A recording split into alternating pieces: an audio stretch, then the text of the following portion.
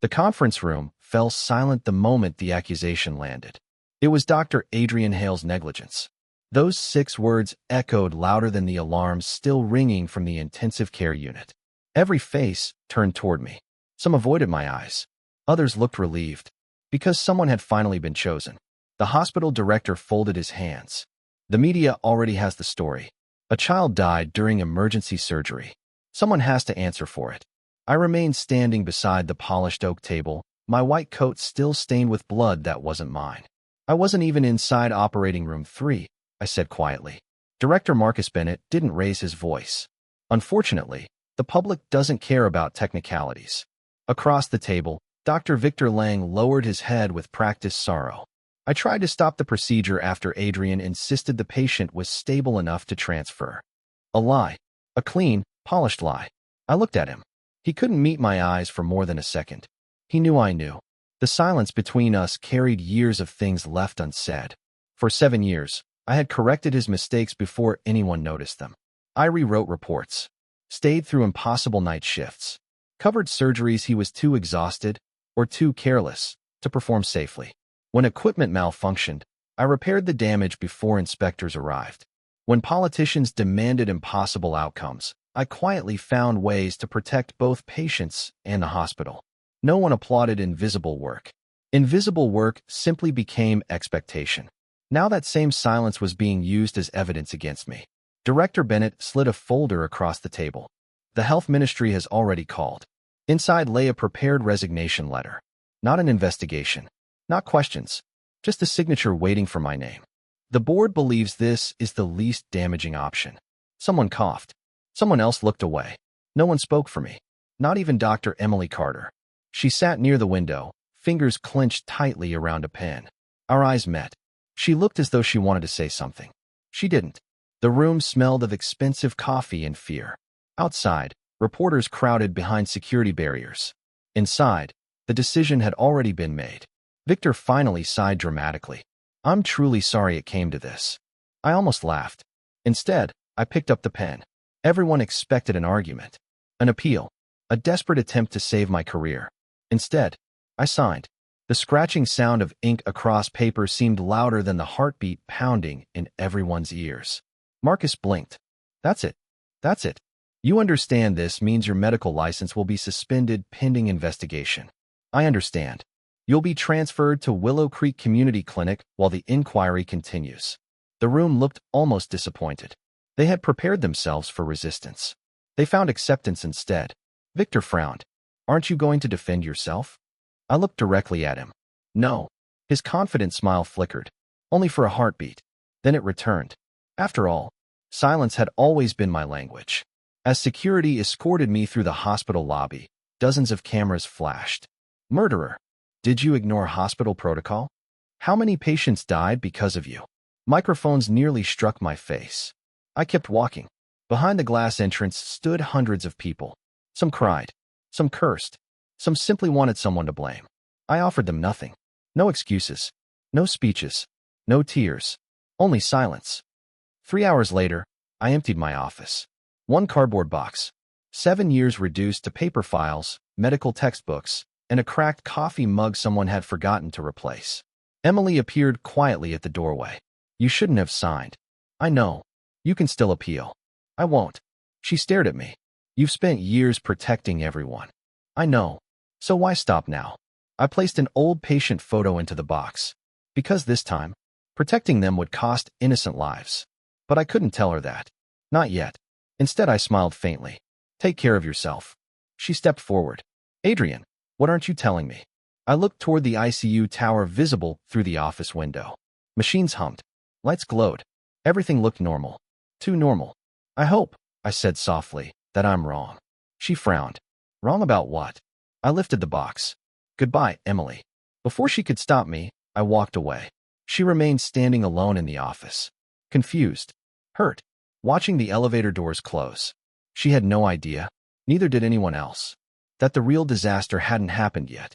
It was only beginning.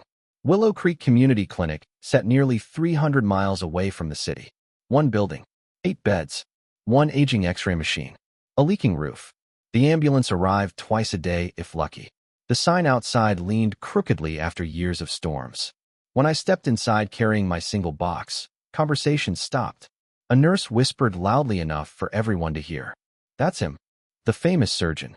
The one who killed that little girl." Another snorted. "Some genius." The clinic administrator, Harold Simmons, approached with folded arms. "I expected someone older. I've been assigned here." "I know." His smile never reached his eyes. "We don't need celebrities." "I'm not one." "We certainly don't need scandals." He handed me a ring of keys. "Storage room's been converted into your office." "Storage room?" "Of course." I nodded. "Thank you." That seemed to irritate him more than anger would have. "You don't have anything to say? I'll start seeing patients." He stared after me. People hated silence. Because silence gave them nothing to fight, nothing to twist, nothing to win against. By sunset, the rumors had spread across the entire town. Children pointed.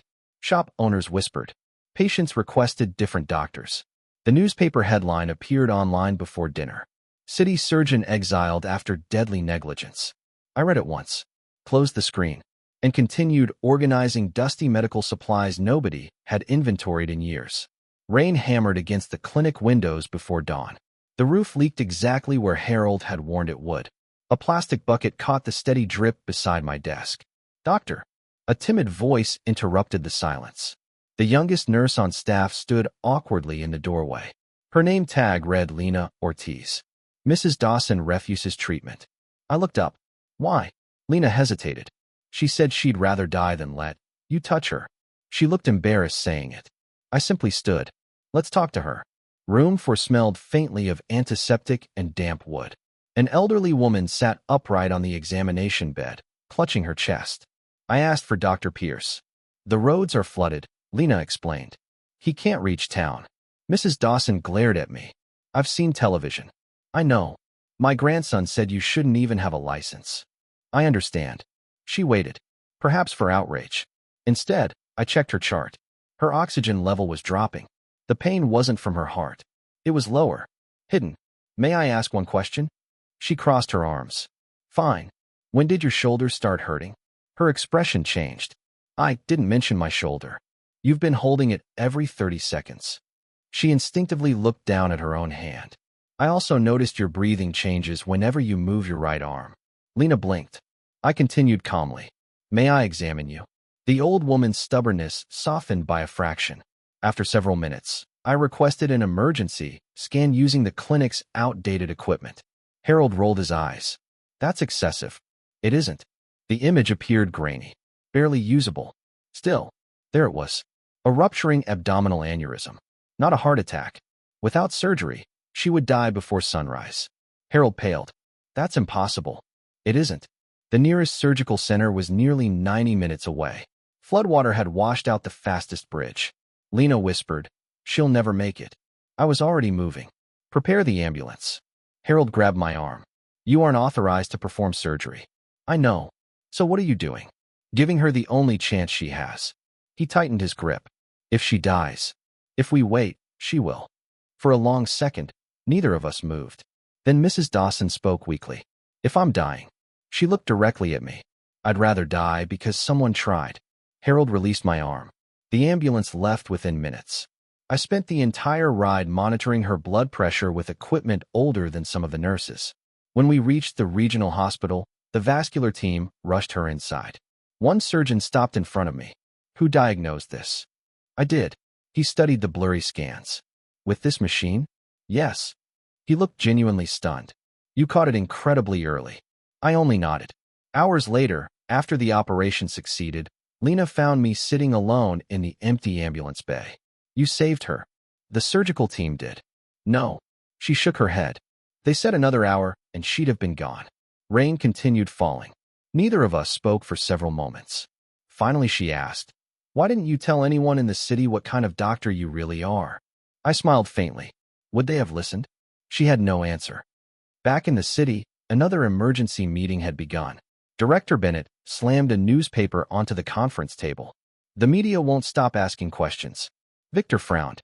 "What questions?" "The dead child's family requested the complete operating room recordings." Victor's face stiffened. "I thought those files were archived." "So did I." Marcus looked around the room. The server reports someone copied every surgical log from the last 3 years. Emily's heartbeat quickened. Who? No one knows. Victor forced a laugh. Probably an audit. Marcus didn't laugh. The health ministry says an anonymous package arrived this morning. Emily looked up. What was inside? Marcus answered slowly. Thousands of pages. Silence settled across the room. Forensic equipment reports. Medication inventories. Operating schedules. Maintenance requests. Every discrepancy. Every alteration. Every missing signature. Victor's mouth went dry. Who kept records like that? Emily suddenly remembered something. Late nights. Adrian quietly reviewing paperwork after everyone else had gone home. She had once asked why. He had smiled and said, "Hospitals forget faster than patients do." Her chair scraped loudly against the floor as she stood. Where's Adrian? Marcus rubbed his temples. At that rural clinic. Emily turned toward the door. I'm going to bring him back. Victor spoke too quickly. There's no need. She looked over her shoulder. No. His expression was composed. Too composed. The investigation should finish first. Emily stared at him for several uncomfortable seconds. For the first time in years, she wondered if she had trusted the wrong man. Miles away, I stood outside Willow Creek Clinic watching the storm darken the horizon. Lightning flashed beyond the hills. The wind carried the scent of wet earth. Then my old phone vibrated. One new message. No name. Only 6 words. The audit has officially begun. I slipped the phone back into my pocket without replying. The storm above the valley wasn't the one that worried me. The real storm was finally reaching the city. The morning after the storm, Willow Creek woke to the sound of helicopter blades. People gathered outside the clinic, shielding their eyes from the wind as a medical evacuation helicopter circled once before landing in the muddy field behind the building. Harold Simmons hurried outside. What now? A man in a dark government suit stepped out first. Behind him came 2 inspectors carrying sealed cases. The final passenger wore a navy jacket embroidered with the emblem of the National Health Oversight Bureau. Harold's face lost its color. The senior inspector approached calmly. We're looking for Dr. Adrian Hale. Harold glanced toward me. He's inside. The inspector walked through the clinic without ceremony. When he reached my office, the converted storage room with peeling paint and a leaking ceiling, he stopped. This is your office? Yes. He looked around for several seconds before extending a sealed envelope. Official notice. I opened it. Your testimony is requested regarding an ongoing investigation into St. Gabriel Medical Center. No demand. No apology. Only a request. I'll consider it, I replied. The inspector studied me carefully. You don't sound surprised. I've had time to think. We've already suspended 3 department administrators. I said nothing.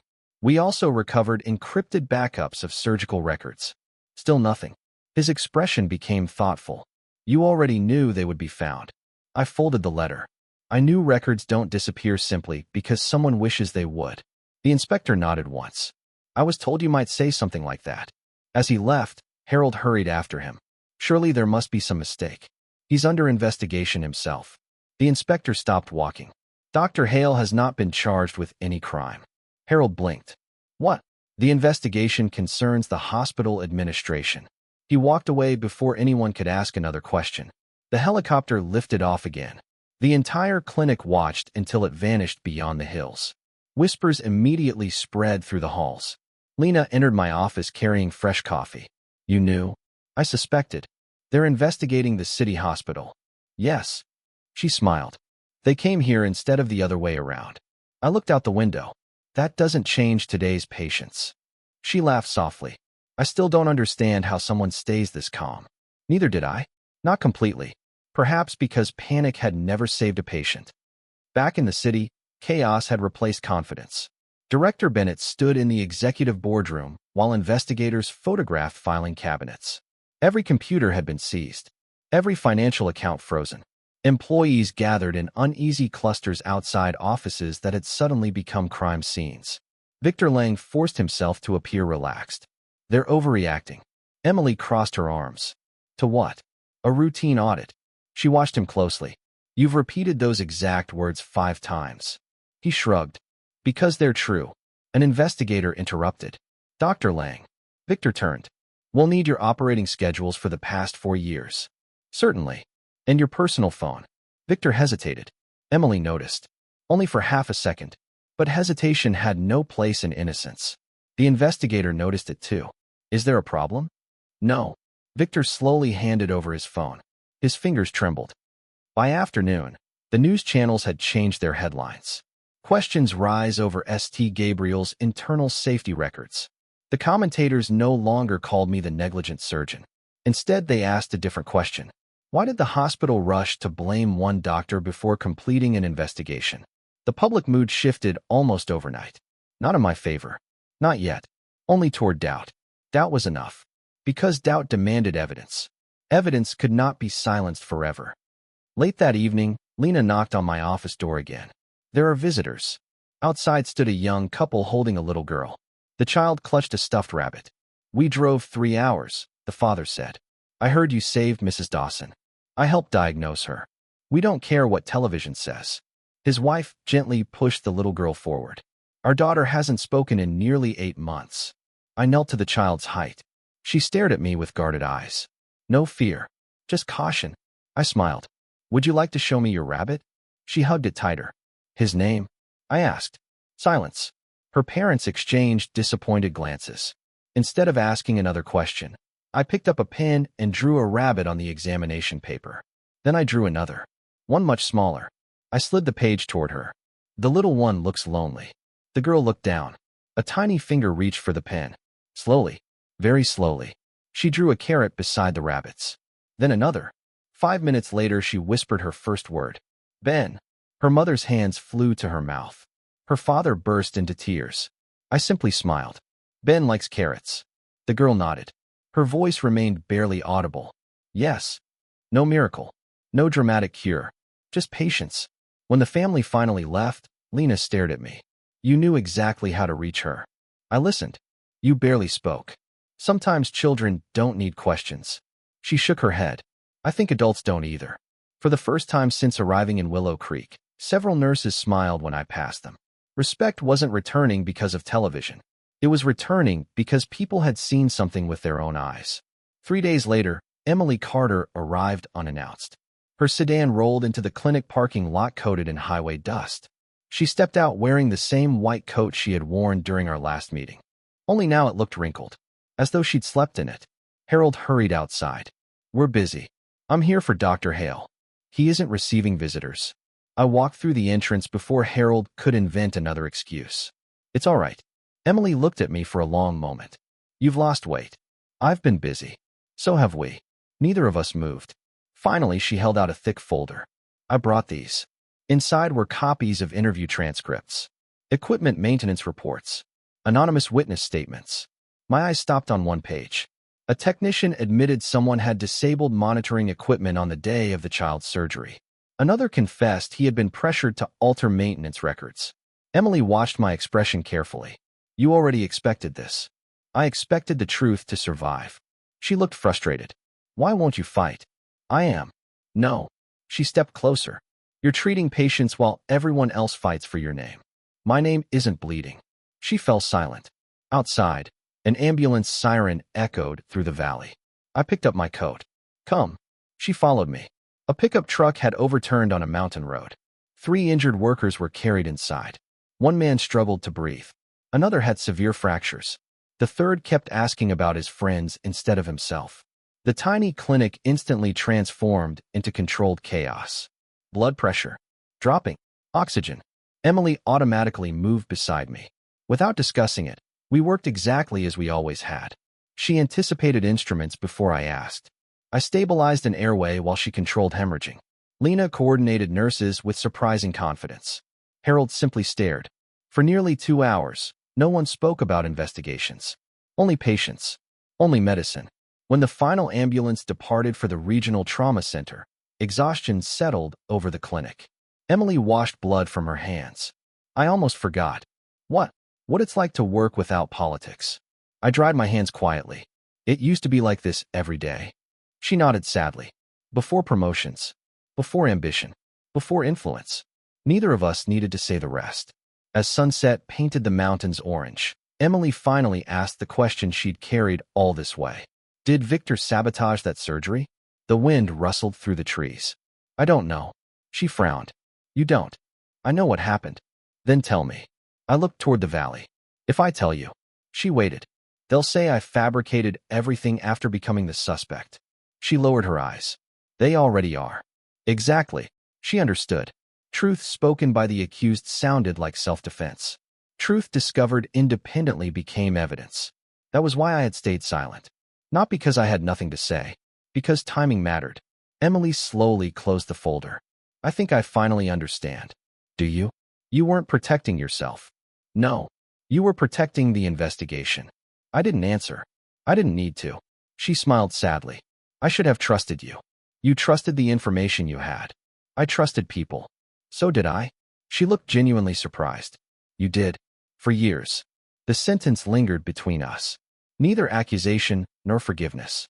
Simply fact. Her phone rang. She answered. Within seconds, every trace of color drained from her face. What happened? I asked. She lowered the phone. They arrested Director Bennett. And Victor. They can't find him. Silence settled over the parking lot. Far away, thunder rolled across the mountains once more. Not from another storm. From consequences finally catching up. The news reached Willow Creek before sunrise. A television mounted high in the clinic waiting room played every national channel at once. Chief Administrator Marcus Bennett arrested. Federal investigation expands. Senior Surgeon Victor Lang missing. Patients who had once whispered when I walked past now looked at the screen instead. Not at me. At the headlines. At the questions that no one had dared ask 2 weeks earlier. Harold stood stiffly behind the reception desk, pretending to sort paperwork. He cleared his throat. Coffee. It was the first polite thing he had ever said to me. I'd appreciate that. He disappeared into the break room without another word. Lena smiled to herself. He's trying. I noticed. You aren't going to tease him? No. She laughed softly. I keep forgetting. Forgetting what? You never punish people after they realize they're wrong. I looked toward the waiting room. Most people punish themselves enough.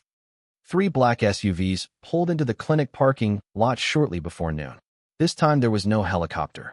No flashing lights. Just quiet authority. The lead investigator entered carrying another sealed case. His expression was noticeably different. More respectful. Dr. Hale. Inspector Collins. We recovered additional evidence. I waited. A witness specifically requested to speak only in your presence. Who? A biomedical engineer named Noah Pierce. The name stirred an old memory. Noah. The quiet engineer who repaired surgical robots faster than anyone else. The man who always double-checked maintenance logs because he distrusted shortcuts. He disappeared, I murmured. He was forced into hiding. Inspector Collins nodded. He says someone tried to frame him after he refused to alter equipment reports. Lena looked shocked. They tried to silence him? They almost succeeded. The inspector lowered his voice. He also says you've been protecting him. I remained silent. Because it was true. Months earlier, when Noah had quietly handed me encrypted backups of equipment failures, he had looked terrified. If they know I copied these. Leave the hospital, I had told him. What about you? I'll stay. Someone had to. If both of us disappeared, the evidence would disappear too.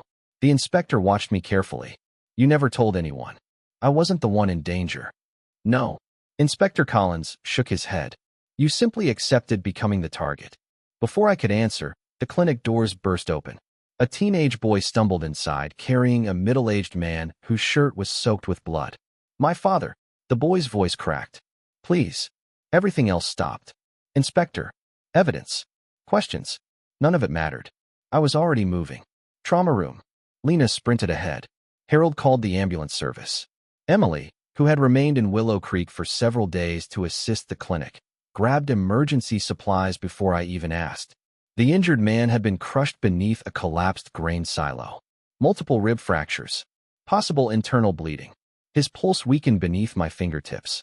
Pressure's falling, Emily warned. I know. The nearest trauma center remained over an hour away. Again, always the same problem. Limited resources. Limited time. Different lives. Same responsibility. The boy grabbed my sleeve. Please don't let him die. I met his frightened eyes. I won't stop trying. No promises. Only commitment. For nearly 40 minutes, the clinic functioned like a battlefield hospital. Every person moved with quiet precision. Harold carried blood units himself. Lena coordinated medications. Emily anticipated every instruction. The ambulance finally arrived. As paramedics loaded the patient, one looked at me. If you hadn't stabilized him. He shook his head. He never would have survived the trip. The teenage boy hugged me so suddenly that I nearly lost my balance. Thank you. His shoulders shook with exhausted sobs. I gently placed a hand on his back. Go with him. He nodded repeatedly before climbing into the ambulance. The siren faded into the distance. Inspector Collins had watched everything. You never hesitated. There wasn't time. You've just answered a question I've had since meeting you. What question? Why so many people were willing to risk their careers protecting you? I looked toward the now empty trauma room. They weren't protecting me. They were protecting patients. He smiled faintly. Exactly. Late that evening, Noah Pierce arrived under police protection. He looked thinner than I remembered. Dark circles shadowed his eyes. Weeks of fear had aged him years. When he stepped into my office, neither of us spoke immediately. Finally, he managed a tired smile. You were right. I wish I hadn't been. They found me anyway. They didn't find you. He frowned. The investigators did. Yes. They only found me because I decided to stop running. He lowered himself into the chair opposite my desk. I couldn't watch you carry everything alone anymore. For a long moment, rain tapped softly against the windows. Then Noah placed a small encrypted drive on my desk. I made 3 copies. I know. His eyebrows rose. You knew? I assumed you would. He laughed for the first time in months. You always assume people are better than they think they are. No. I looked at the drive. I simply leave room for them to become better. His smile faded. There are operating room recordings on that drive. I thought so. Not just from the child's surgery. He inhaled slowly. From dozens of procedures. I finally looked directly at him. How many? 42. The number settled heavily between us. 42 surgeries. 42 opportunities for the truth to emerge. Noah continued quietly. Victor manipulated medication records. He blamed exhausted residents. He ordered maintenance delays. And whenever something almost went wrong, he looked at me. You fixed it before anyone noticed. I closed my eyes briefly. Not because the words surprised me. Because hearing them spoken aloud made the weight real. I kept thinking he'd stop, I admitted. He never did. No. Noah's voice carried quiet regret.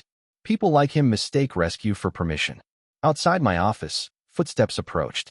Emily knocked gently before entering. She noticed Noah immediately. So you're alive. He smiled weakly. Barely. Emily sat beside him. I owe you an apology. He looked confused. I thought you abandoned the hospital. I believed what they wanted me to believe. She lowered her head. I never asked why. Noah glanced toward me. He told me you'd figure it out eventually. Emily looked at me. You said that. I said people deserve the chance to question themselves. She let out a slow breath. I don't know if I deserve that chance. You already took it. Silence settled comfortably for the first time.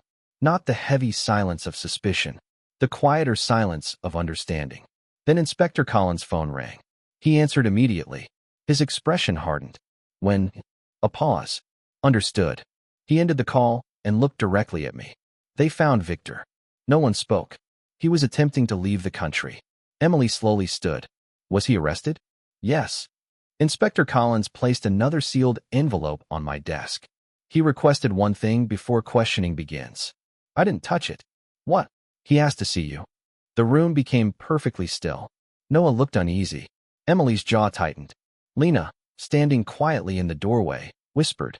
After everything. Inspector Collins nodded once. He says there's something only you will understand. I looked at the unopened envelope for several long seconds. Then I pushed it back toward the inspector. I'll meet him. Emily searched my face. Aren't you angry? I looked out through the rain-covered window toward the dark mountains beyond Willow Creek. I've spent too many years saving lives. I turned back calmly. I won't start wasting one on hatred. The inspector picked up the envelope again. We leave at dawn. Outside, the rain finally stopped. For the first time since my exile, the clouds began to break. But I knew the hardest conversation of all was waiting on the other side of sunrise. The detention center smelled of steel, disinfectant, and old regret. Inspector Collins led me through 2 security gates before stopping outside interview room 3. He asked for no lawyers, Collins said quietly. No witnesses except us. I nodded. The heavy door buzzed open. Victor Lang sat alone at the metal table. Gone was the immaculate surgeon who had once commanded operating rooms with polished confidence. His expensive suit had been replaced by a gray detention uniform. Dark circles framed bloodshot eyes. His hands trembled as they rested on the table. When he looked up and saw me, he smiled. It wasn't arrogant. It wasn't mocking. It was tired. "You came." I said I would. For several moments, neither of us spoke. The silence felt different from all the others we had shared over the years. Not strategic. Not guarded. Just heavy. Victor broke first. "You know what hurts the most?" I waited. "You still look at me the same way." "And how is that?" "As if I'm still capable of telling the truth." He laughed bitterly. "I don't deserve that." "No, I don't." He lowered his head. "I spent years convincing myself I was protecting the hospital." "Were you?" "No." His voice cracked. "I was protecting my career." The room fell silent again. Inspector Collins remained near the wall, saying nothing. Victor reached into a folder already waiting on the table. "I signed a confession. I expected you would." He looked at me in disbelief. "You expected that too?" I hoped. Victor stared at me for a long time. "You always believed people could change." "I believe people eventually become tired of lying." His shoulders slumped. "I am." He pushed several documents toward Inspector Collins. "There are offshore accounts, payments, political donations, equipment contracts. Every person involved is listed." Collins opened the first page. His expression hardened with every paragraph. "This implicates nearly half the executive board." Victor nodded weakly. "I know." "And the child?" Victor closed his eyes. For the first time since entering the room, he cried. "I changed the medication order." His words barely rose above a whisper. I thought I could hide another equipment failure. His breathing became uneven. When Adrian questioned the readings, he looked at me. I blamed him before he could uncover everything. The confession hung in the air like lead. Inspector Collins quietly closed the folder. "I'll submit this immediately." He stepped outside, giving us privacy.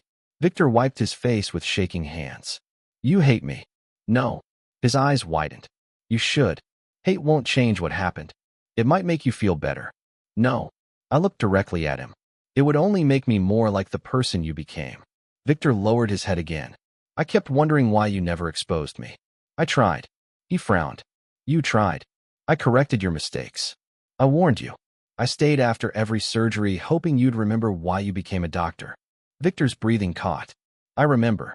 "Do you?" "I do now." His voice was almost inaudible, but I remembered too late. Neither of us argued with that. Some truths arrived only after the damage was irreversible. Outside the detention center, reporters swarmed the entrance. Cameras flashed the moment I stepped into daylight. "Dr. Hale, did Victor confess? Will you return to St. Gabriel? Do you forgive him?" Questions came from every direction. I stopped, not because I wanted attention, because silence no longer served its purpose. "The investigation belongs to the investigators," I said calmly. "As for forgiveness," hundreds of cameras waited. "I believe accountability is more important." The reporters fell unusually quiet. I spent years trying to save a hospital. I looked directly into the nearest camera. Now I'd rather help build one that doesn't need saving. Without another word, I walked away. For the first time in weeks, no one chased me. 3 days later, the Ministry of Health held a public hearing. Every major news network carried it live. Families of former patients filled the gallery. Doctors from across the country watched from reserved seating. Emily sat beside Lena. Noah sat quietly behind them. Harold had unexpectedly closed the clinic for one afternoon so the entire staff could attend. Director Marcus Bennett entered under escort. Victor followed. Neither man looked toward the audience. The chief investigator stood before the tribunal. "The investigation has concluded." The room became completely silent. He began reading. "Evidence confirms systematic falsification of maintenance reports, financial corruption, political interference in medical decisions, intentional suppression of patient safety concerns." Each sentence struck like another hammer. Then came the final finding. "The accusation against Dr. Adrian Hale is withdrawn in its entirety." A murmur spread through the hall. The investigator continued. "Independent review concludes that Dr. Hale repeatedly prevented catastrophic failures despite institutional obstruction." Emily quietly closed her eyes. Tears slipped down her cheeks. Not from relief alone, from shame. She remembered every meeting where she had remained silent. Every opportunity she had missed to stand beside me. Harold lowered his head. Lena smiled through tears. Noe simply exhaled, as though a weight he had carried for months had finally left his shoulders. Then the investigator looked toward me. Dr. Hale. I stood. The ministry has voted unanimously. He paused. We formally invite you to resume your position as Chief of Surgery at St. Gabriel Medical Center. The room erupted into applause. Reporters immediately lifted their cameras. Every eye turned toward me. The offer represented everything I had worked toward for years. Prestige, resources, influence, recognition. I stepped toward the microphone. When I first entered St. Gabriel, I spoke slowly. I believed a hospital's greatest strength was its reputation. The audience listened in complete silence. I was wrong. I looked toward the families seated in the gallery. A hospital's greatest strength is whether frightened people trust it with the lives they love most. No one moved. I can't rebuild that trust by returning to the building where it was broken. The applause stopped. Even the reporters seemed surprised. I smiled gently. I respectfully declined. A wave of astonishment swept across the room. The minister himself leaned forward. Then, what will you do? I looked toward Emily, toward Noah, toward Lena, toward Harold, toward the people who had learned, changed, and chosen differently. I'll stay where doctors are still needed. The answer was simple. So many brilliant physicians chase famous hospitals. I smiled. I've discovered that forgotten places save just as many lives. No dramatic music. No triumphant celebration.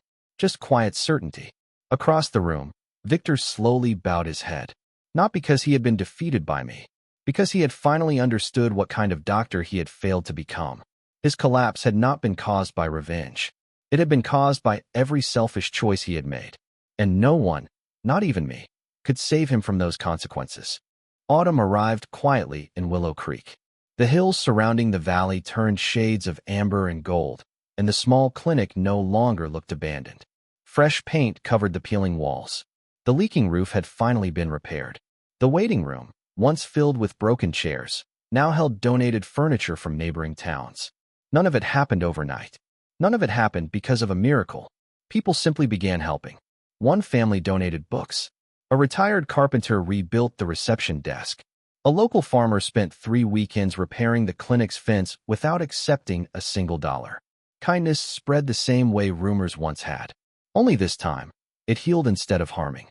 I was reviewing blood test results when Harold knocked on my office door. He still knocked, even though he no longer needed to. I've got something. He handed me a sealed envelope. No government logo this time. Inside was a handwritten letter. Not from the ministry. Not from a lawyer. It was from the parents of the little girl whose death had begun everything. I read it silently. When I finished, I folded it carefully and placed it back inside the envelope. Harold waited. You aren't going to say anything? They're grieving. They apologized. I know. They said they were manipulated. I know. Harold looked genuinely puzzled. You never seem angry. I smiled faintly. I was. When? The day she died. And after that, I realized anger couldn't bring her back. Harold sat down across from me. For several moments, neither of us spoke. Finally, he sighed. I judged you before knowing you. You did. I made your first week here miserable. You did. You don't even want an apology? I looked toward the window where Lena was teaching 2 new nurses how to organize emergency supplies. You've already apologized. I never said the words. You changed. He followed my gaze. His shoulders relaxed. I suppose actions count more. They usually do. For the first time since I had arrived in Willow Creek, Harold laughed without embarrassment. I spent 30 years thinking leadership meant giving orders. And now, I think it means admitting when you're wrong. I nodded once. That's much harder. Later that afternoon, the clinic received an unexpected visitor. The little girl who had spoken her first word while drawing rabbits walked through the entrance holding her father's hand. This time she didn't hide behind him. She walked directly toward my desk. Dr. Adrian. Her voice was still soft, but it was clear. She held out a folded piece of paper. For you. I unfolded it. It was another drawing. 2 rabbits. One large. One small. Between them stood a tiny building with a crooked roof. Above it, she had written carefully, in uneven letters, "Thank you for helping people." Her father smiled. She insisted on bringing it herself. The girl tugged gently at my sleeve. I have lots more words now. I can tell. She nodded proudly. My teacher says brave people help others. I crouched so we were at eye level. There are many brave people. She shook her head. But you stayed. Her simple answer lingered long after they had left. Sometimes children saw truths adults complicated. Winter's first snow arrived earlier than expected. The roads became dangerous overnight. Near midnight, the emergency phone rang. A tour bus had skidded off an icy mountain road. Multiple casualties. Limited ambulances. Every available medical worker was needed. Within minutes, the clinic transformed into controlled urgency. Lena coordinated triage. Harold contacted neighboring towns. Emily, who had officially accepted a permanent position at Willow Creek instead of returning to the city, prepared treatment stations with practiced calm. No one questioned who would lead. Not because of rank. Because trust had quietly formed over months. The first ambulance arrived carrying 3 critically injured passengers. Then another. Then another. Snow continued falling outside while inside every room filled with voices, footsteps, and determination. Blood pressure falling. Need another 4. Portable oxygen. The old clinic stretched beyond its limits. Yet no one complained. Around 3 in the morning, Inspector Collins unexpectedly walked through the entrance carrying blankets. I figured investigators can carry supplies too. Harold grinned. You'll fit right in. For the next several hours, titles disappeared. Doctors, nurses, police, volunteers, neighbors. Everyone simply became people trying to save other people. Just before sunrise, the final patient was airlifted safely to a regional trauma center. The clinic fell quiet. Snow covered the valley outside like a fresh beginning. Emily leaned against the hallway wall, exhausted. I've worked at nationally ranked hospitals. So have I. I've never seen teamwork like tonight. I looked around. Lena had fallen asleep, sitting upright in a chair. Harold quietly draped a blanket over her shoulders. Inspector Collins was helping mop the floor without anyone asking. Noah, who now supervised the clinic's upgraded medical equipment, carefully checked every machine before resting. This place isn't famous, Emily whispered. No, it probably never will be. No, she smiled. I think I finally understand why you stayed. I looked through the window as sunlight reflected off untouched snow. I didn't stay because I was banished. She waited. I stayed because I finally found where I was needed. No applause followed. No dramatic revelation. Only peaceful certainty. For years I had believed success meant standing in the biggest operating room. Now I knew better. Sometimes the most important place in the world was the one everyone else overlooked. Outside, children laughed while building snowmen beside the clinic. Inside, life continued. Quietly, steadily, one patient at a time. Spring returned to Willow Creek with the smell of wet earth and blooming wildflowers. The clinic parking lot was full before sunrise. Not because of an emergency, because people had come from neighboring towns. Some carried flowers. Others brought baskets of fruit, homemade bread, or handwritten notes. An elderly farmer insisted on repairing the front steps. A local mechanic had quietly serviced every clinic vehicle without sending an invoice. No one called it repayment. No one spoke about debt. They simply remembered who had stood beside them when they were afraid. I was reviewing a child's x-ray when Lena knocked gently. There's someone here. Patient. She smiled. No. Outside stood the parents of the little girl whose death had changed everything. Time had carved grief into their faces, but something else was there now. Resolve. The father stepped forward first. I don't know if we deserve your time. You do. The mother held a small wooden box. She struggled to speak. We believed what they told us. I know. We hated you. I know. She lowered her eyes. I said terrible things on television. You were grieving. Tears rolled down her face. That doesn't excuse them. No. Silence settled between us. Not uncomfortable. Simply honest. She carefully opened the wooden box. Inside lay a silver name badge. Lily Grace Children's Foundation.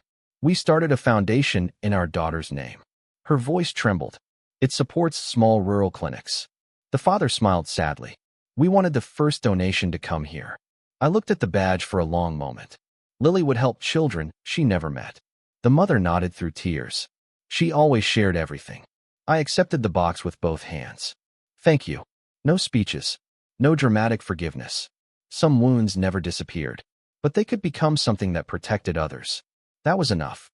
Several weeks later, the ministry invited me to a national medical conference. I almost declined. Emily convinced me otherwise.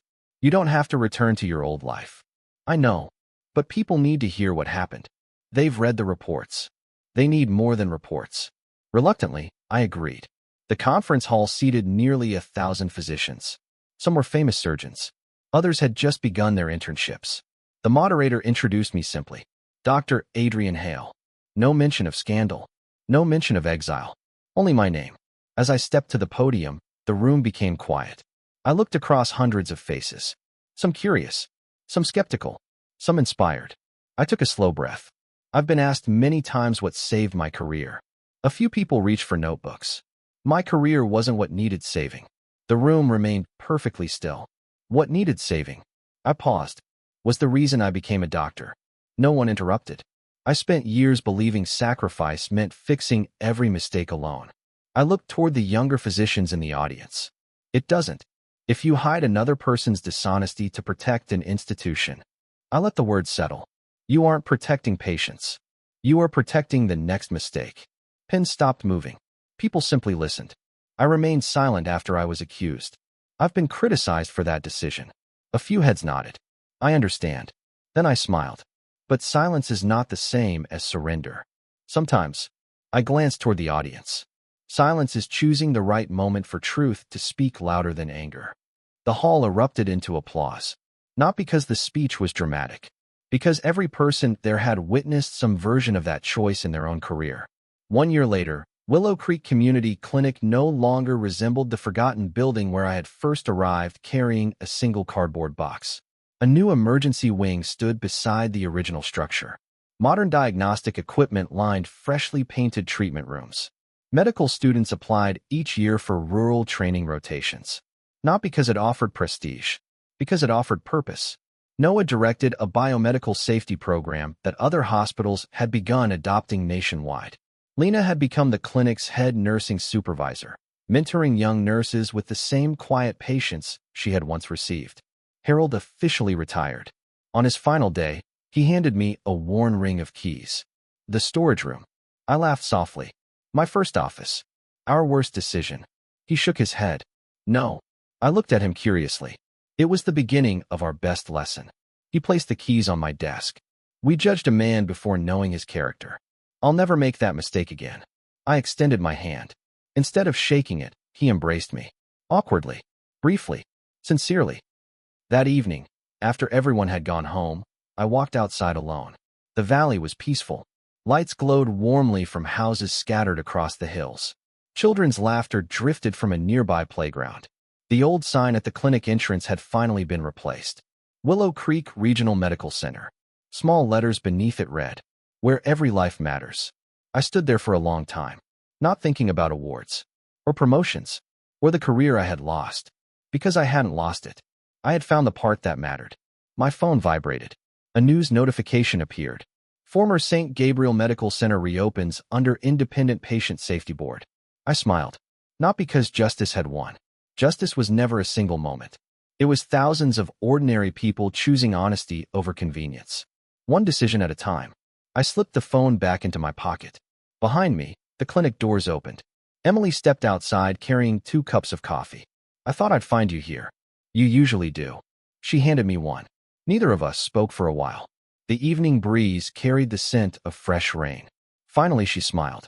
Do you ever think about what would have happened if you'd fought back that first day? I looked toward the lights shining through the clinic windows.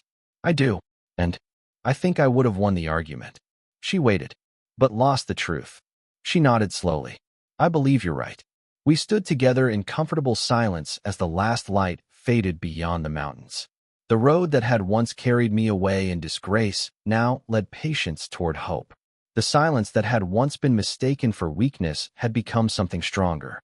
It had allowed lies to collapse beneath their own weight. It had protected evidence until it could protect others.